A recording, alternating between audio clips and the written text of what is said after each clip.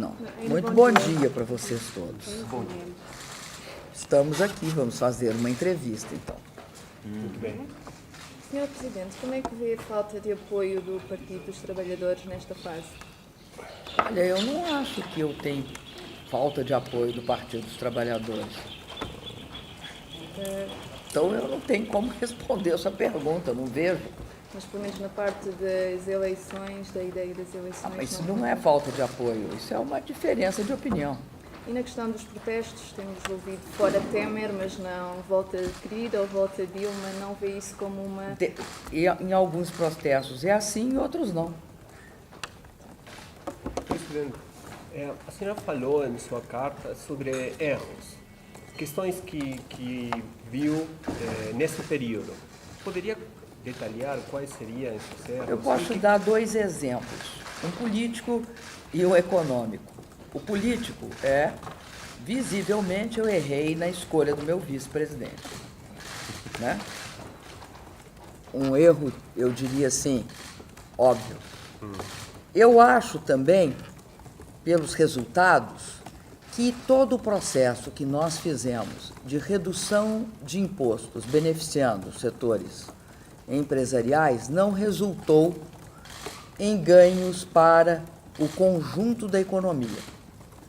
Daí porque, né, isso é algo que se interroga atualmente a respeito de qual é o efeito da redução de impostos sobre a economia ou se, na verdade, esse efeito vai se reverter mais para aumento de margem de lucro. Hoje mesmo tem uma análise num dos jornais de uma economista chamada Laura Carvalho nessa direção.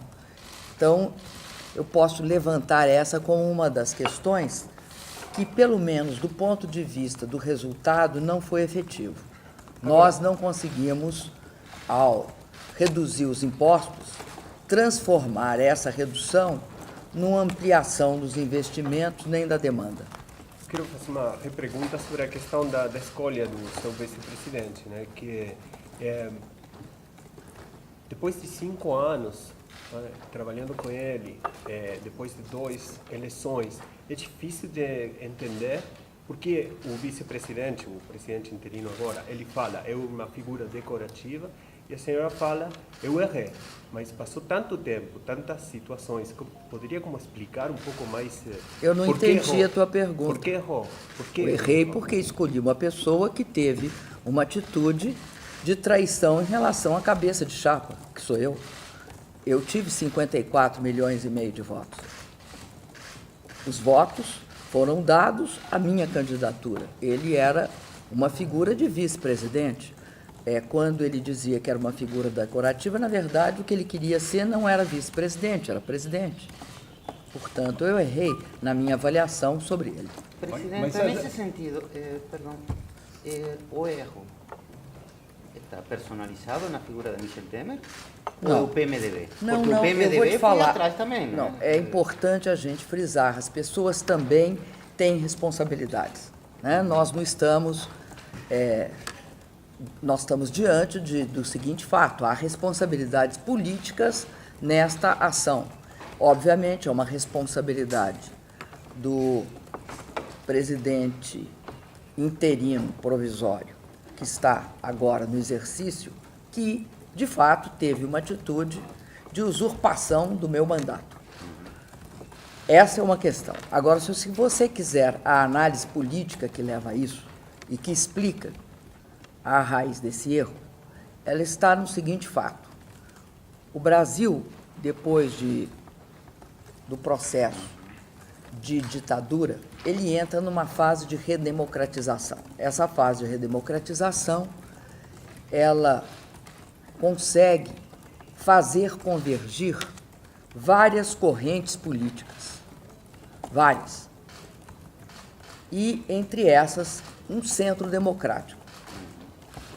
As mais notórias é o trabalhismo, né? o PT, né? O PCdoB, e um grande centro democrático. Esse centro democrático teve figuras do porte, né?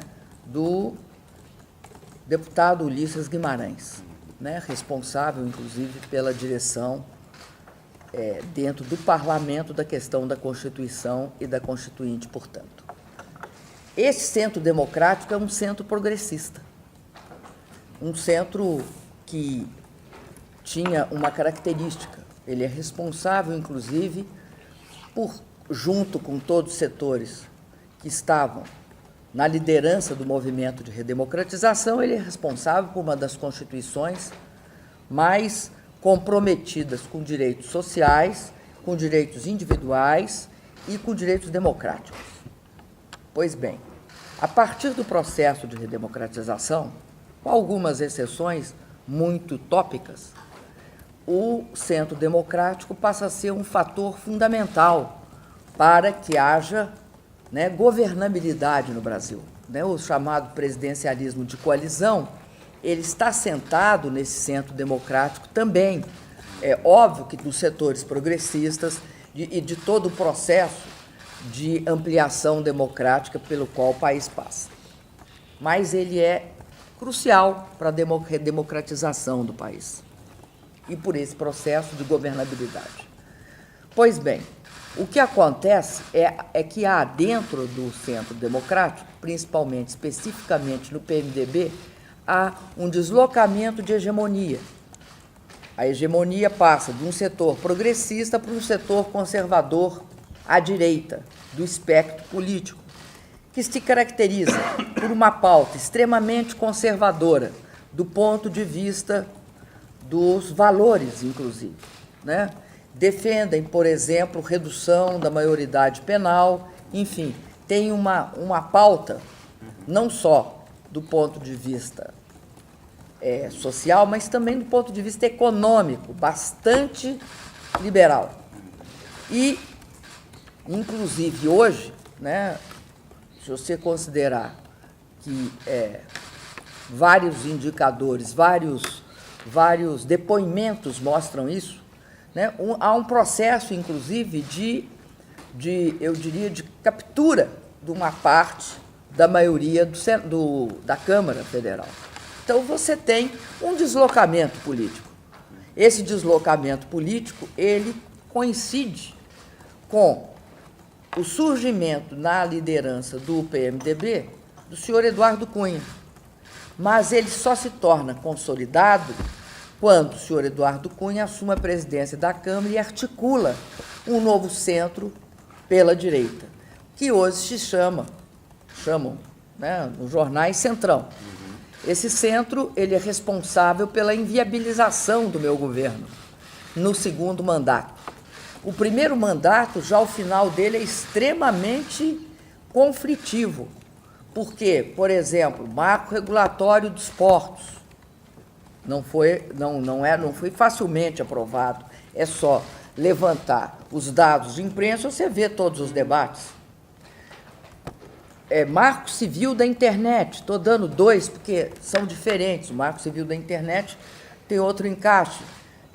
Nós tivemos uma imensa dificuldade em votar o marco civil da internet, porque o senhor presidente da Câmara e um conjunto que o apoiava era visivelmente contrário a isso. Isso chega ao ponto do senador Romero Jucá, quando gravado, diz o seguinte, que as pessoas não podiam ser ingênuas, que Michel era Cunha, não como sendo uma coisa que alguém, porventura, pudesse questionar. Talvez até estivessem questionando para ele fazer essa afirmação. Mas mostra claramente que, a partir de um determinado momento, há um deslocamento desse conjunto do PMDB mais democrático para um outro perfil. E isso está expresso no caráter do governo, está expresso nas propostas do governo, está expressa na desconstituição de direitos. A própria PEC 241, do limite de gastos, mostra que o limite de gastos é, sobretudo, limite de gastos sociais de educação e saúde no Brasil. Por 20 anos, mostra claramente que tem toda uma política no sentido de desconstruir políticas sociais. O Minha Casa Minha Vida, ao acabar a faixa 1, deixa de ter o sentido que ele teve. Porque o Minha Casa Minha Vida é para 80% da população que não tem casa e que está na faixa 1, ou seja, até 1.800 e poucos reais de renda. Enfim, não só esse programa, mas o fato também, né, de você acabar com o Ministério das Mulheres, dos Direitos Humanos e da Igualdade Racial. Enfim, você tem várias iniciativas que deixam claro qual é o perfil político, econômico e social do governo. Sim. Então, nesse sentido, eu estou dizendo o seguinte: da pessoa eu esperava lealdade. Agora, o processo político é um processo político que estava em curso. Você não antecipa a realidade, você vive a realidade. Aquela senhora chamada Bárbara Tuxon, que escreve sobre a marcha da insensatez, ela define a insensatez quando você sabe que aquilo vai levar a alguma crise ou vai levar a alguma situação grave, e você não toma medidas para impedir. Exemplo, né? Ela levanta um dos exemplos, o papado, nos anos de 1500, quando há o surgimento do protestantismo. Né? Ela cita várias marchas da insensatez. No caso do Brasil, não é marcha da insensatez, é modificação de uma correlação de força política, que não tem como você antecipar integralmente, porque eu acho que esse resultado, ele só é de fato um resultado que leva esse segmento para uma posição não progressista, conservadora e mais à direita do espectro político, quando esse processo do impeachment aponta no cenário. Só. Presidente, a senhora falou do papado. Falou-se, eu quero confirmar se é falso ou verdadeiro, que o Papa escreveu uma carta para a senhora ultimamente. Ele escreveu uma carta para mim no sentido geral da fala dele como Santo Padre. Mas, além Eu disso, não vou declarar mais nada além disso. Não foi uma carta oficial no sentido de o Papa, representante do Vaticano, me escrever. a data dessa carta, mais ou menos? Não tenho por que divulgar. Tá bom. Ela não é uma carta para divulgação. Porque a senhora falou para nós, numa entrevista que fizemos com correspondentes, que adoraria ser recebida por ele. Ainda tem essa opinião? Sim, eu sempre gostaria muito de ser recebida por ele. Sempre gostarei muito. Presidente, eu queria saber como é que a senhora vê o futuro do PT e da esquerda política no Brasil, como vai ser após esse processo de impeachment e como pode ser como oposição. Olha, eu acredito que uma coisa é importante, né, que não só os jornalistas, mas todos nós percebamos que não se faz do dia para a noite um partido do tamanho do PT, nem com a tradição do PT. O PT não é fruto de uma iniciativa individual, por mais que ele tenha líderes importantes. Ele é fruto de todo um movimento social no Brasil. Ele é fruto dos movimentos do trabalhismo, né? Do trabalhismo, o que é o trabalhismo? O trabalhismo é aquele movimento do Getúlio, do Brizola. Ele é fruto de todo o despertar sindical do Brasil com uma liderança do porte do Lula. Ele é fruto também de movimentos comunitários, religiosos. Ele é fruto de todo um despertar das mulheres, dos negros, dos índios. Ele é fruto de uma modificação e de uma movimentação na base da sociedade brasileira. E, sobretudo, ele é fruto de uma afirmação cidadã que é afirmação cidadã? É as pessoas se colocarem como sujeitos daquele processo, numa clara ruptura com a ideologia de que no Brasil, né, o povo brasileiro tem de ser submisso, quietinho. O PT, então, o que eu quero dizer é que o PT é um processo fortíssimo de representação política do Brasil. Então, o PT, ele, como instituição, saberá superar qualquer processo. Por quê? Porque ele tem raízes, ele tem uma base forte na realidade.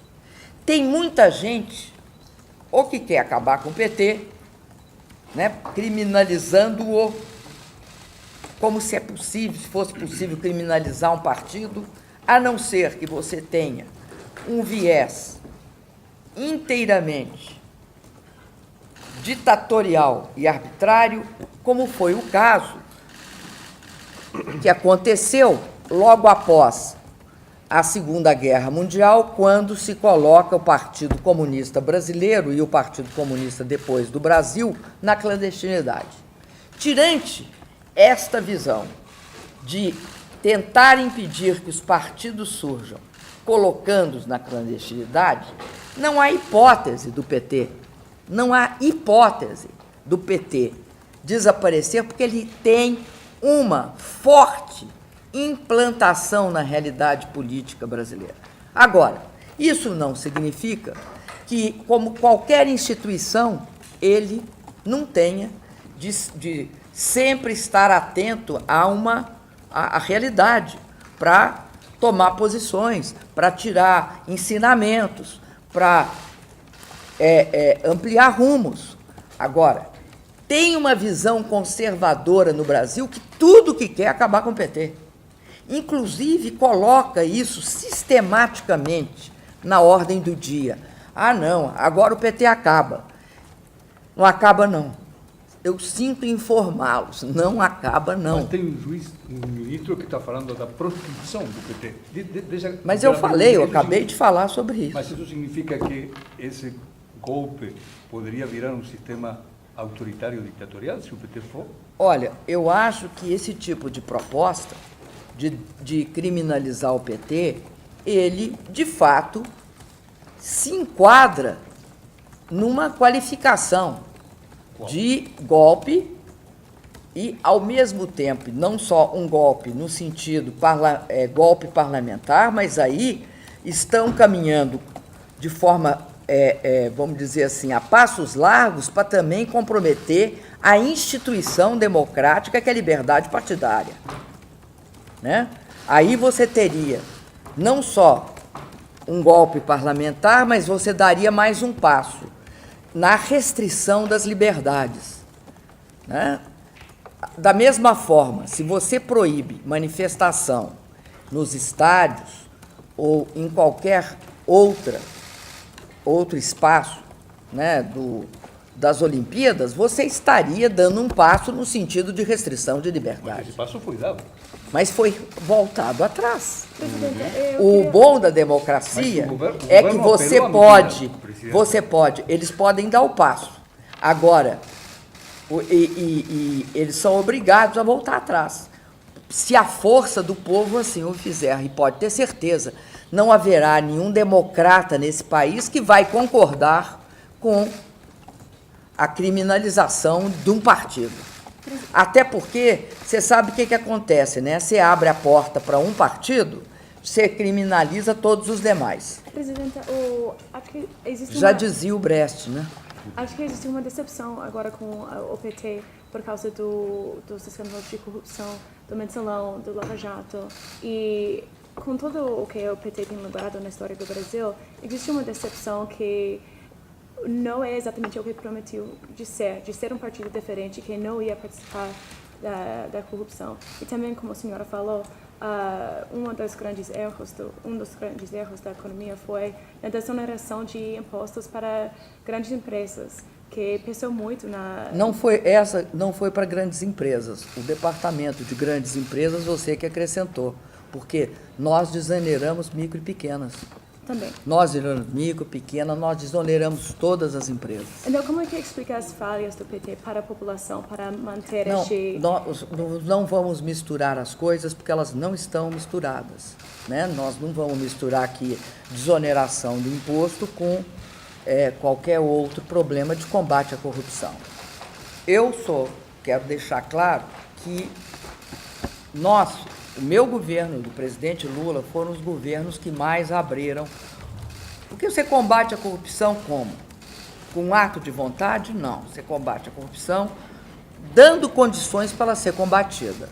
De um lado, com legislação adequada e com outro, com instituições adequadas. Tá? Instituições adequadas. Vamos nessas. Né? O fato do Ministério Público ter autonomia para investigar.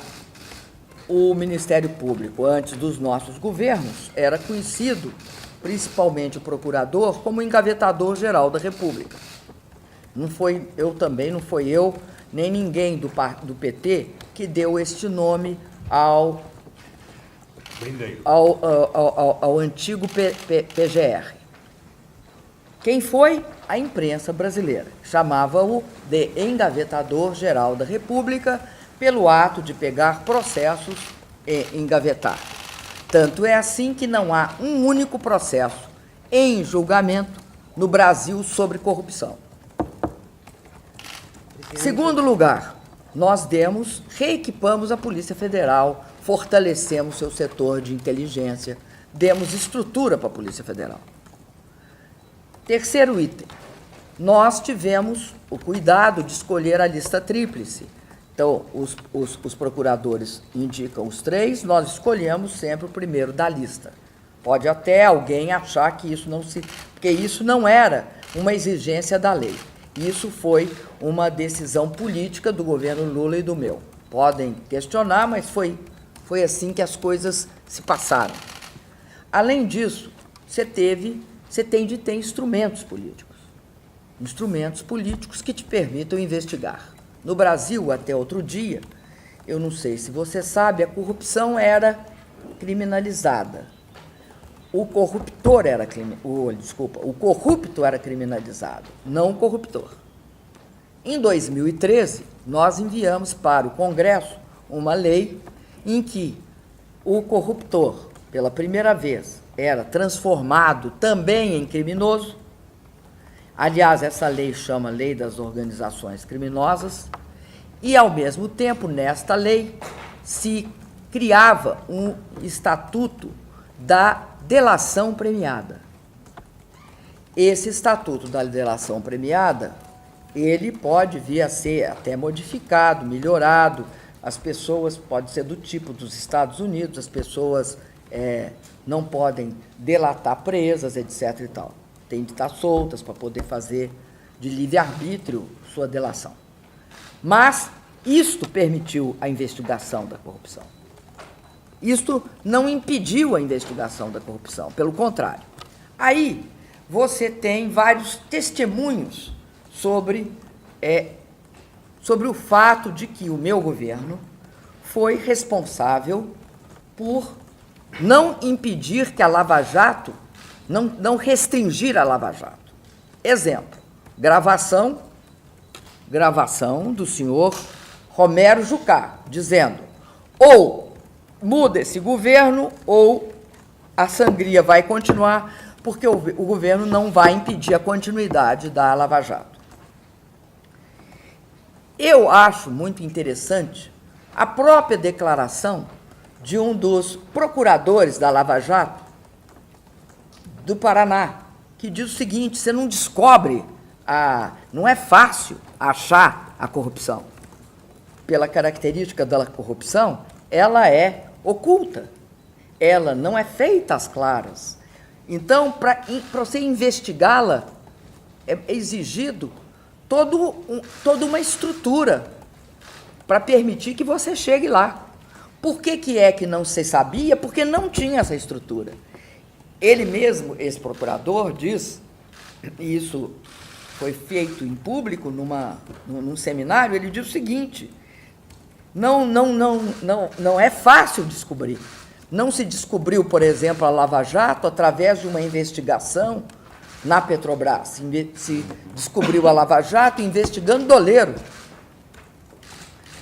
Até porque todas as investigações dentro da Petrobras não levavam a isso. Foi preciso descobrir, né, a ilegalidade para você achar o processo.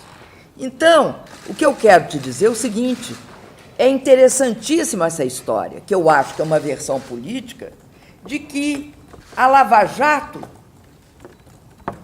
é o PT. Não.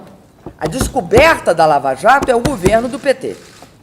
Agora, que propiciou isso, porque anteriormente está público e notório que houve processos de corrupção que nunca foram investigados e que não são ainda investigados com a mesma profundidade da Lava Jato. Né? Eu espero que isso, no futuro, vai ser modificado e que esses outros processos vão ser investigados. Então, o que eu acho é o seguinte: não é possível, se alguma pessoa do PT, como alguma pessoa de qualquer partido, cometeu qualquer ato reprovável, qualquer ilícito, qualquer crime de corrupção, de recebimento de propina, conta no exterior ou o que for, ela vai ter de ser condenada. Ela vai ter de cumprir pena, mas dentro da lei, com amplo direito de defesa. Qualquer pessoa, de qualquer partido. O que não é correto é achar que só tem pessoas do PT.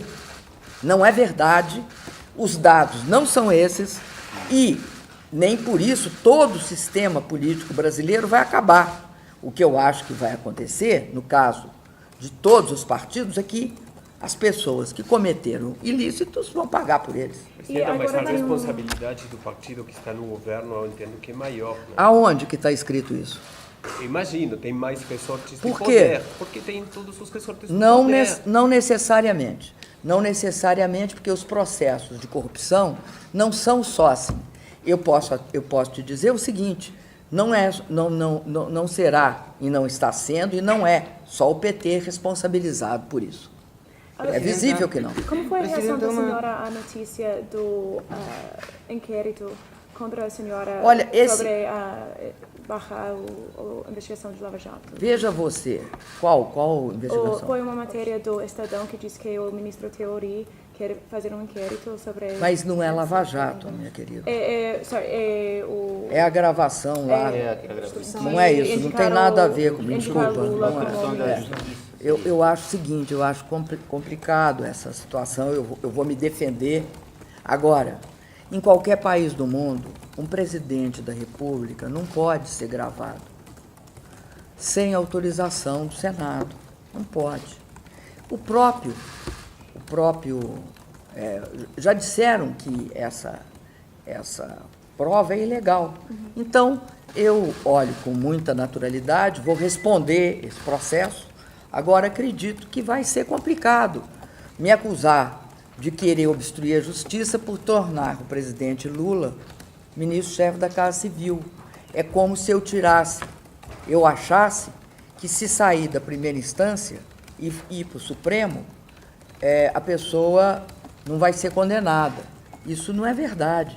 Sabe por que não é verdade? Vou te dar um exemplo. O chamado mensalão. O mensalão.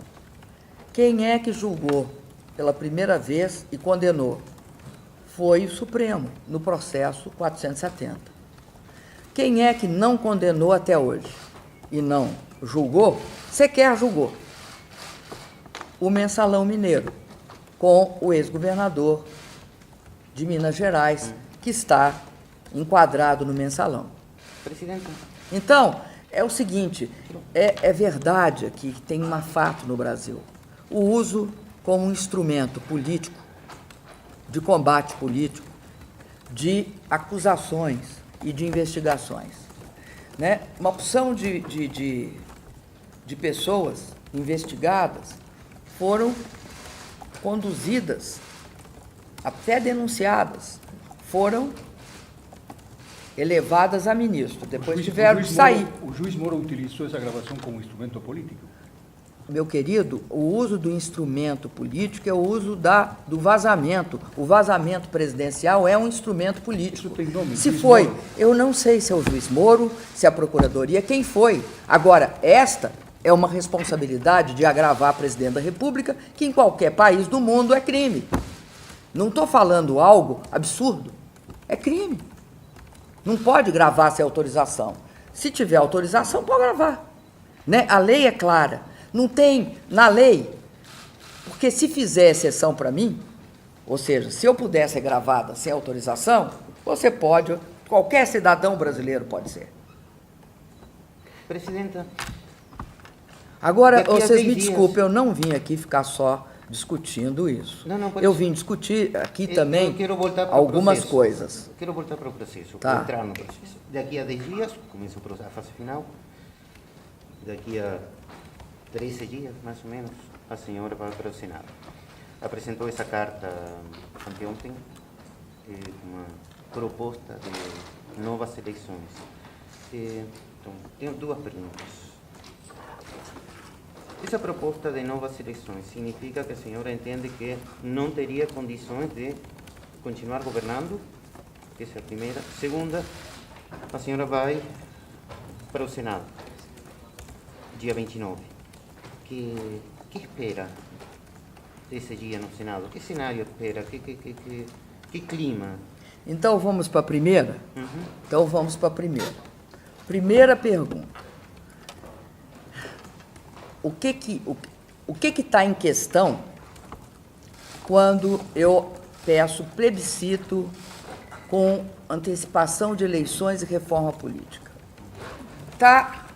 Está o reconhecimento de uma situação política no Brasil. Não é possível a gente tampar o sol com a peneira. Houve um esgarçamento constitucional. O que é esse esgarçamento? Que a gente pode chamar de ruptura se concretizar o meu afastamento e, portanto, de golpe. Significa que um segmento político no Brasil está em curso a tentativa de dar um golpe, rompendo com a Constituição. Por quê? Porque a Constituição é clara. Para que você tenha um impeachment, você tem de ter crime de responsabilidade. Como não tem crime de responsabilidade, porque aqui ninguém, nessa altura, né, de todas as audiências, de todas as sessões do Congresso, do que falou as testemunhas, do que falaram as testemunhas, do que disse a perícia e o próprio Ministério Público, está claro que os 3 ou 4 decretos não constituem crime, porque não eram antes e não são agora, e também, muito menos, as chamadas pedaladas fiscais ocorreram, porque aí faltou a minha presença. Eu sequer participei deste fato, porque não é algo que os presidentes se detenham a fazer. Ou seja, a execução do Plano Safra não é atribuição da Presidência da República. Perfeitamente. Então, como não há, é um impeachment sem crime. Portanto, uma condenação sem crime é uma condenação de um inocente. E essa talvez seja a coisa que mais incomoda, não só, eu acho, a mim, mas qualquer pessoa com algum senso de justiça sabe que essa talvez seja a injustiça mais clamorosa do mundo, a injustiça de condenar o inocente. Diríamos assim, essa é um dos aspectos, o aspecto de valor, o aspecto ético. Mas, além desse, tem um outro. Por que querem fazer uma violência dessa magnitude? Por que querem fazer um impeachment sem crime? Porque são ruins? Não, não é porque são ruins. Não é uma questão de valor em relação às pessoas, é uma questão de política. Querem para chegar ao poder e executar um programa que não é um programa que passaria pelas urnas, que passaria pelo crivo do voto popular. Tirar direitos, impor ao país um retrocesso, não passaria. Então, na verdade, o que estão fazendo? Tentam substituir, e é isso que eu disse na minha carta, o colégio eleitoral democrático, legal e constitucional de 110 milhões de pessoas por um outro colégio eleitoral de 81 pessoas. Isto tem nome. Isto no Brasil, e acho que no resto do mundo todo, chama-se eleição indireta. Ora, isso também não é constitucional. A eleição indireta foi banida da nossa Constituição desde 1988. Aliás, eu tenho certeza que essa foi uma das peças centrais da Constituinte no Brasil. Aí, eu te pergunto o seguinte, o que se trata? Se trata de uma eleição indireta. Essa eleição indireta é fruto de uma ruptura. No Brasil, não tem mais como se pactuar por cima. Não tem como se pactuar por cima. Por quê? Você pode pactuar por cima. Você pode, num determinado momento, né, ter pactos por cima. Não sou... não estou falando aqui contra, em tese, a possibilidade de pactos por cima. Estou dizendo que, no caso do Brasil, pelo andar da carruagem, pelo nível de conflito, pelo estressamento, o pacto só pode ser feito por baixo. Não tem como. Se quiserem pacto democrático, ele é um pacto baseado na consulta popular e no voto popular. Não é porque, ou seja, não é porque eu goste ou não goste, eu queira ou não queira. O que eu estou reconhecendo é uma situação fática, um fato. Então, o que eu digo? Eu digo o seguinte, que é importante que o povo, respeitando o meu mandato, é importante que o povo decida se cabe agora uma eleição direta ou não e em que nível que ela cabe. Além disso, dado o fato de que há um reconhecimento que no Brasil você tem uma situação muito grave do ponto de vista do sistema político, você tem um conjunto de deputados, senadores, governadores, né, todos acusados, trata-se agora de discutir algumas questões. Exemplo de questões a ser discutida. Não é possível mais a fragmentação partidária, a fragmentação de ter 35 partidos. Ninguém acredita que 35 partidos são programáticos. Não são programáticos. A fragmentação dos partidos é a patrocinadora do quê? Do fisiologismo. Por quê? A partir daí, não se resolve em termos de discussão sobre projetos e propostas. Porque ninguém tem uma diferença tão profunda que crie 35 partidos. Por que nós chegamos a 35 partidos? Porque tem dois fatores. Um deles chama tempo de televisão. Tempo de televisão. E o outro chama acesso ao fundo partidário. Então, a fragmentação no Brasil ela é muito grave. Para vocês terem uma ideia, o último presidente antes do presidente Lula, Fernando Henrique Cardoso, para fazer maioria simples, precisava de 3 partidos. Para fazer maioria de 2/3, precisava de 4. O Lula precisou de 8 e 11 ou 12, dependia. Tá? Eu precisei de 14 para maioria simples e 20, e olhe lá que era 20. Muitas vezes não era 20, porque você tem um outro fenômeno no Brasil, que é a fragmentação interna aos partidos. Então, é inquestionável que não é eu, não sou eu, não é ninguém que vai ter problema para governar. Porque problema para governar, infelizmente, não é simplesmente você achar que a pessoa tem de ter aquela competência para poder construir. Pessoa no Brasil pode ter a competência que tiver, terá de enfrentar uma imensa dificuldade de negociação, porque não é uma negociação programática. Não é isso. Então, quando falavam para mim o seguinte, mas por que você não negociou com o Eduardo Cunha?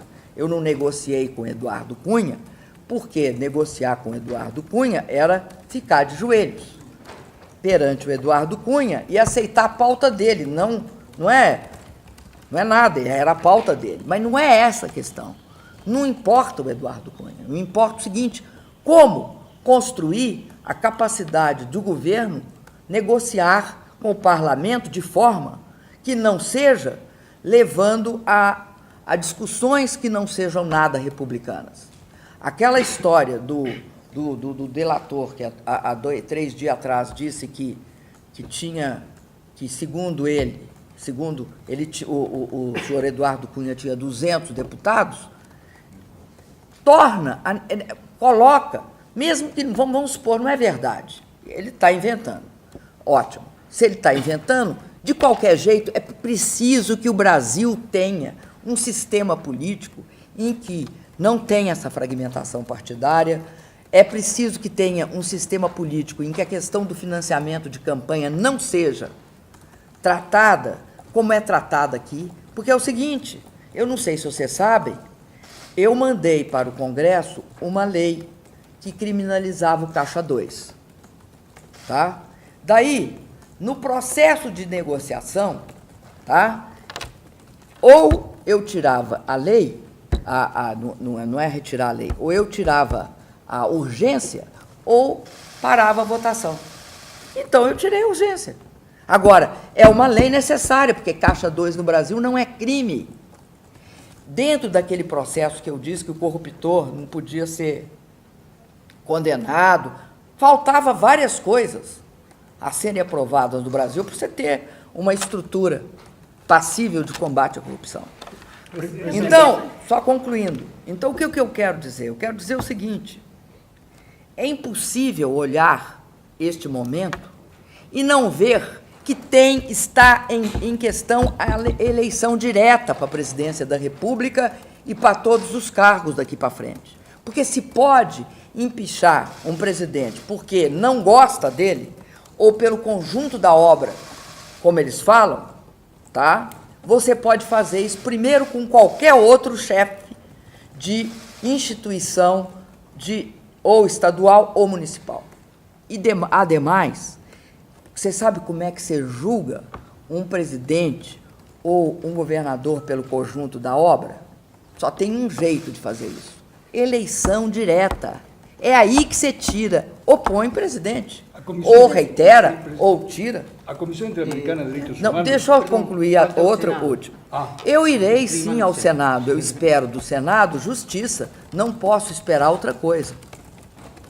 O que eu farei no Senado é argumentar não só a favor da democracia, a favor do respeito ao voto direto do povo brasileiro, mas também argumentar a favor da justiça. Vai responder a perguntas no Senado? Já falei que vou. Agora, presidente, uma dúvida que sempre me ficou era a seguinte... Agora posso se perguntar aqui... sobre a Comissão Interamericana Eu posso de só Direitos... continuar do impeachment, uma última. Tá bom. É rapidinho. Se... E você faz, ele faz, e depois eu... Vamos, É o mas seguinte, uma nessa mais questão para do votar a impeachment- questão Já do deu Senado. uma hora, gente. Senado. Desculpa, Tá a senhora tem repetido desde o início que o que está se configurando é um golpe. Por que participar? Por que não? Por que a senhora está boa participando pergunta. de todo esse processo? Muito O Cardoso tem ido boa lá pergunta. do Senado. Por que corroborar? Por que Vou participar? explicar. Olha aqui, nós não podemos achar que os golpes são iguais, né? Eles não são. Eles têm um tipo, que é retirar de forma indevida, né? Não correta, um presidente da República. Mas então, eu vou fazer para explicar a minha posição, eu vou explicar o que caracteriza um golpe militar. Um golpe militar é caracterizado pelo seguinte fato: não é tanto pelas armas, não é tanto pelo fato de ter tanques na rua, ou pelo fato de que a força, o exercício da força explícita fica sob o conjunto da sociedade. Não é fundamentalmente isso. O que caracteriza um golpe militar é que ele faz duas coisas simultaneamente. Primeira coisa que ele faz: ele retira o chefe de Estado e de governo, no caso do presidencialismo, e ele derruba a instituição democrática. A democracia, como regime, é derrubado simultaneamente. Né? Isso significa o quê? Muitas vezes você fecha o parlamento, muitas vezes você impede ou retira juízes de dentro dos tribunais, acaba com o direito de livre manifestação, livre organização, livre expressão, impera a censura, acaba com a liberdade de imprensa, acaba com o habeas corpus. É isso que se faz. Esse é o típico. Eu sempre digo, é como se você imaginasse a árvore da democracia, que o machado fosse lá e cortasse ela. No caso de um golpe deste tipo que nós estamos vivendo, que a literatura política chama de golpe parlamentar, né? Qual é a característica dele? Não é como se um machado cortasse a árvore da democracia, é como se parasitas e fungos a infestassem. Por que que é isso? Porque você começa fragilizando as instituições. As instituições, elas deixam de funcionar na sua plenitude. Você tem, em alguns momentos, grandes oscilações, como, por exemplo, impede alguém de se manifestar, proíbe alguém de falar. Então, você começa a ter ataques tópicos, tá, a instituições. Qual é a forma fundamental de combate? A grande forma de combater golpes deste tipo é ampliar a democracia, é oxigenar o debate público, é aceitar a disputa em todas as instituições, é falar com as pessoas, é conversar com toda a sociedade, movimentos sociais, e disputar esta versão dentro de todas as instituições.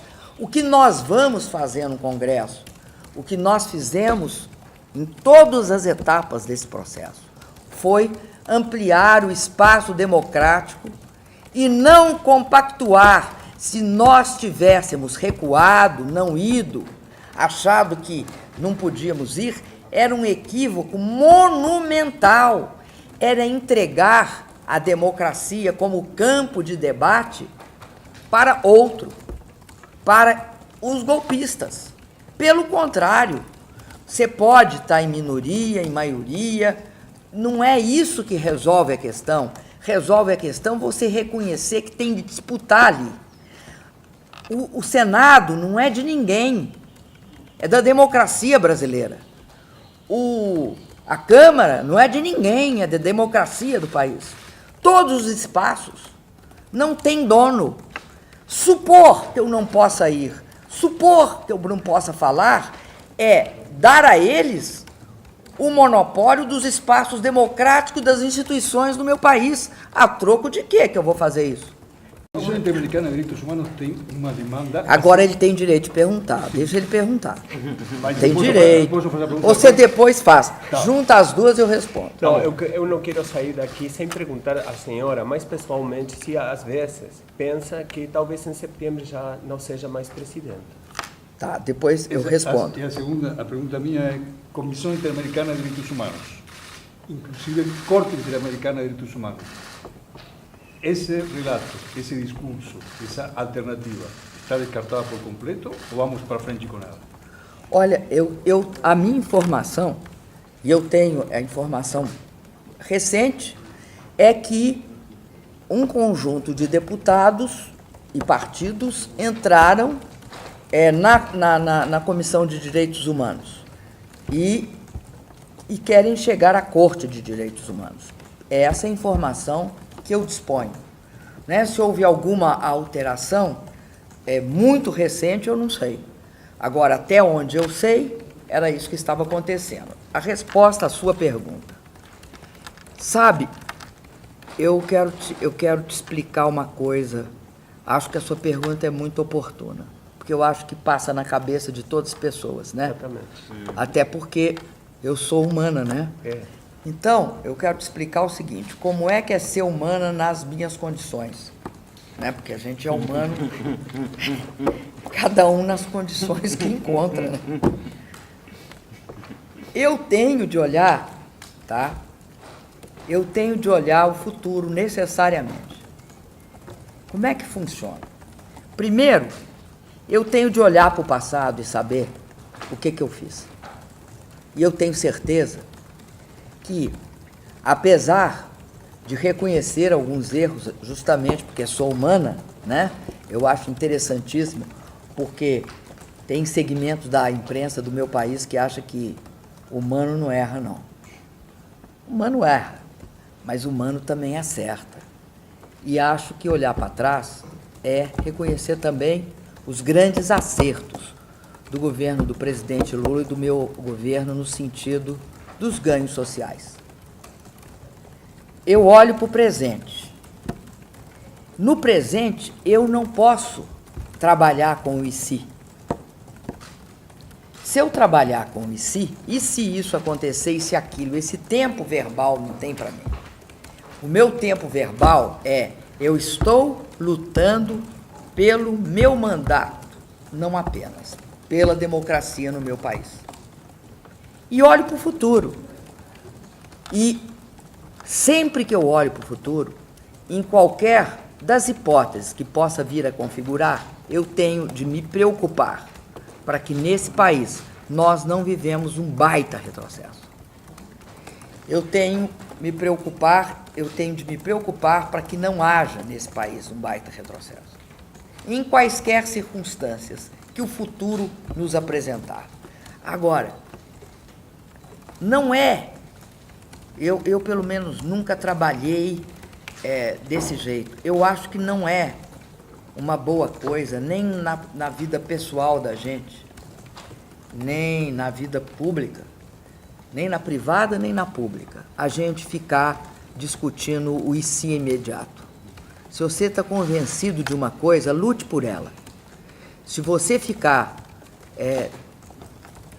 se indagando demais se você vai conseguir ou não, você começa a perder.